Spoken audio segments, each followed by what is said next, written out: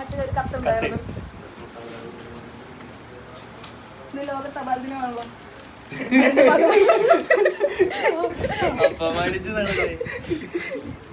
Full വായിക്കണം. പ്രിയപ്പെട്ട അച്ഛൻ വായിക്കും.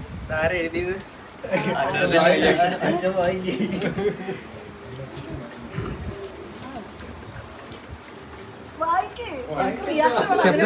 ഇത് ഉറക്കം വായിച്ചാൽ നമ്മൾ നാണിക്കും.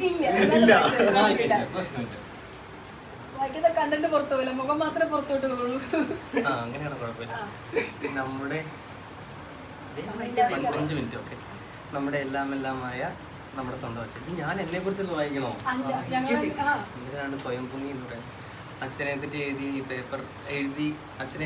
ഈ പേപ്പർ തികയുമോ എന്ന് എനിക്കറിയില്ല, എന്നാലും ഞങ്ങൾ എഴുതും. എന്നറിയില്ല, എന്നാലും ഞങ്ങൾ എഴുതും. ഞങ്ങളുടെ ജീവന്റെ ജീവനാണ് അച്ഛൻ, നമ്മളെ മുത്തച്ഛൻ. എന്തൊക്കെ വിശേഷണങ്ങളാണ് അച്ഛനുള്ളത് എന്നറിയാമോ അച്ഛ?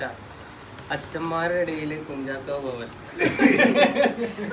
ഇടവകക്കാരുടെ ഇടയിൽ കുഞ്ചാട്.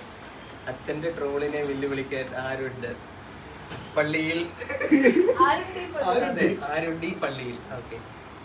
എന്ന മട്ടും ഭാവവും മമ്മൂട്ടിക്കും മോഹൻലാലിനും മാത്രമല്ല, ബുള്ളറ്റ് കൊണ്ട് പറവറക്കാൻ അച്ഛന്മാർക്കും കഴിയുമെന്ന് കഴിവ് തെളിയിച്ചത് നമ്മുടെ സ്വന്തം അച്ഛൻ.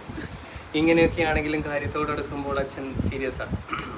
എല്ലാ കാര്യങ്ങളും പെർഫെക്റ്റ് ആയി നടക്കണമെന്നാണ് അച്ഛൻ ആഗ്രഹം. അത് പാലിച്ചുകൊണ്ട് തന്നെ അച്ഛൻ എല്ലാ കാര്യങ്ങളും കൃത്യവും വ്യക്തവുമായി ചെയ്യും. 2 ഇടവകളെയും ഒരുപോലെ കൊണ്ടുപോകുന്ന അച്ഛൻ ഒരു സംഭവം തന്നെ. ഞങ്ങൾക്ക് എല്ലാവർക്കും അച്ഛനെ വളരെ സ്നേഹമാണ്. ഞങ്ങളെന്ന് വെച്ചാൽ കുമ്പള യുവജനങ്ങൾ.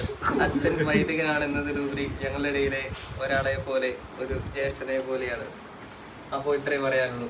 ഞങ്ങളുടെ അച്ഛൻ്റെ കൂടെ ദൈവം അച്ഛനെ സമൃദ്ധമായി അനുഗ്രഹിക്കട്ടെ എന്ന സ്വന്തം കുമ്പളയിലെ KCOM യോജന. Thank U.